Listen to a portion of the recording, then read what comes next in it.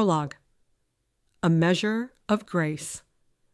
Evergreen Hollow lay in the grip of a mid-January frost, the kind that silenced even the wind. Snow blanketed the countryside, its pristine surface broken only by the skeletal outlines of fence posts and the jagged trails of deer venturing out for food. A sleigh bell echoed through the night, swallowed quickly by the vast, icy stillness. Clara Whitmore knelt in her garden, each labored breath visible in the frigid air as she shaped snow with painstaking care, the same way she'd watched her husband, Nathan, shape wood in happier days.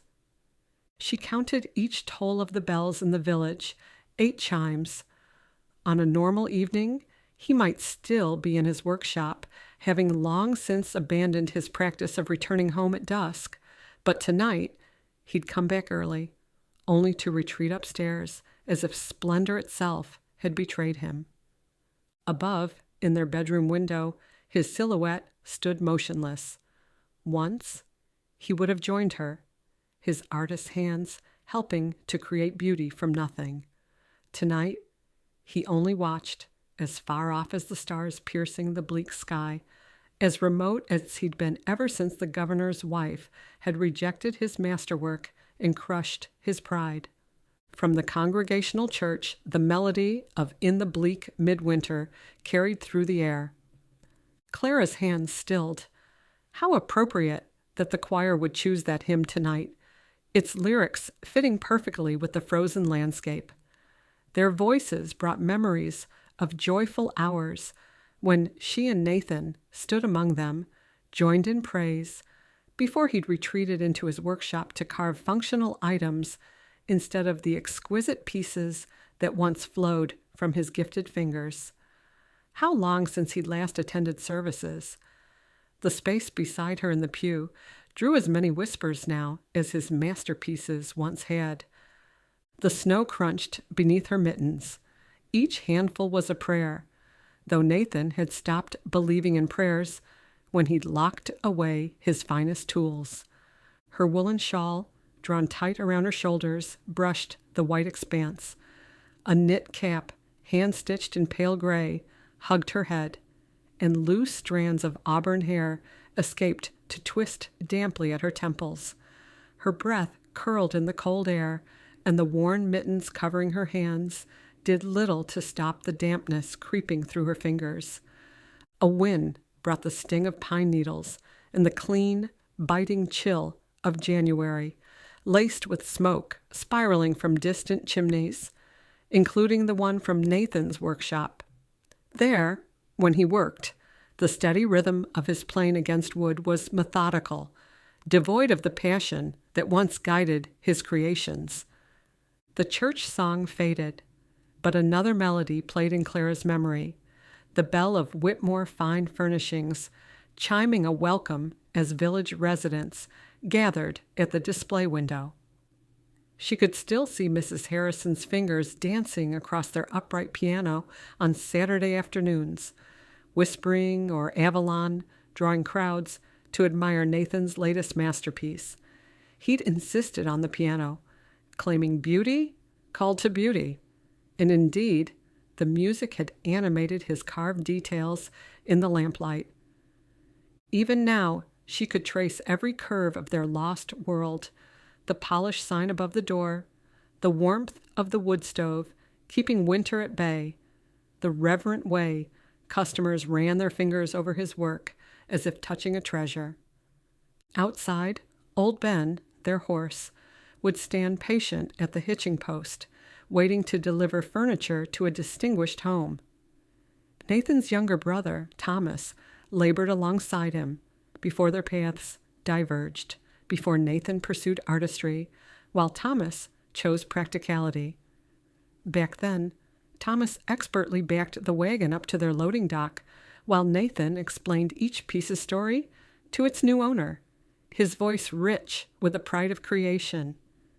Those had been good days, the barn with 2 dairy cows, Pearl and Maple, providing cream for the mercantile store, a yard full of chickens scratched contentedly, and their cats, Shadow and her sister Mist grew plump from the mice drawn to their grain storage. They'd had enough then, enough to share, enough to dream, enough to believe that craftsmanship took precedence over plainness. And there had been Daisy, their gentle Morgan horse, who would rest her head on Nathan's shoulder while he sketched designs on the barn's walls. They'd had to sell her to the Henderson farm, where she continued to live in comfort, although Clara couldn't bear to visit. Even after Nathan's spirit had hardened, he'd slip out at dawn to give Daisy an apple, his hand lingering on her velvet nose. The day they'd led her to the farm, he'd pressed his face against the horse's neck, whispering promises she'd be well loved. He'd turned away when he caught Clara observing him, his shoulders rigid, his fingers brushing roughly at his eyes before striding off. It was the closest she'd ever seen him near breaking since they'd lost the store. Currently, only Maple and Shadow remained faithful companions. The piano got sold. Sometimes Clara detected its phantom music when she passed the empty building that had housed their store. Those melodies had encircled Nathan's stunning pieces as a blessing. Now she worked in silence, save for her occasional shuddering breaths, which broke the calm as tiny confessions of the ache she harbored within her. Further on, the grand homes of Evergreen Hollow's elite stood dark, homes that had once displayed Nathan's talent in every parlor. "Lord," Clara whispered, "remind me that you're still here. Show my husband that beauty truly matters." Shadow crept through the snow, more interested in companionship than hunting in this weather. That morning, Clara fed the chickens and collected eggs, tasks that gave structure to her days, despite her husband's withdrawal from their marriage. From the barn drifted the soft lowing of the cow, reminding her that some creatures depended on her no matter how heavy her heart. When she rose to her feet and stepped back, her creation was truly a snow angel, its form rough yet unmistakable, with wings arched upward in prayer. Moonlight carved outlines into its curves and gave the angel a soundless solemnity. Clara clasped her hands, the wool of her mittens grazing her lips as she breathed a trembling plea. "Help us find our path back to our true selves."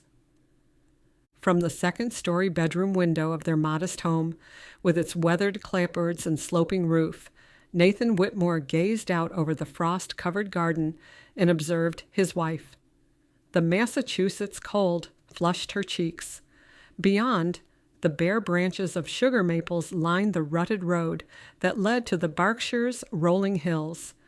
He rolled his shirt sleeves to the elbows, and the radiance of the lamplight cast his shadow against the icy pane. He glanced at his reflection in the framed wall mirror. Lines on his brow had settled over years of sleepless nights since he'd abandoned his true calling. His gaze fixed on his wife's squared shoulders, as if she could endure the heaviness of their shared struggles alone, while his hands stayed clenched at his sides. The snow angel shimmered, whether from the moonlight or a trick of his own weary eyes. He couldn't say. It stirred an emotion in him, a recollection of what it was like to create beauty, simply for beauty's sake. He descended the stairs, the floorboards creaking as he moved to the hearth. The heat from the fireplace failed to ease the chill rooted in his chest. He ran a hand through his dark hair, mussing it further, and let out a quiet exhale. The house was motionless, save for the faint crackle of the fire, a hush that grew deeper with each piece of sensible furniture that replaced the works of art he once created. Outdoors, Clara stood a moment longer, her face tilted as if expecting an answer from the heavens. When none came, she made her way back to the house, her booted footsteps leaving a trail on the snowy ground. Behind her, the angel's wings stretched toward the workshop, where Nathan's best tools lay gathering dust, waiting for the day their master would return.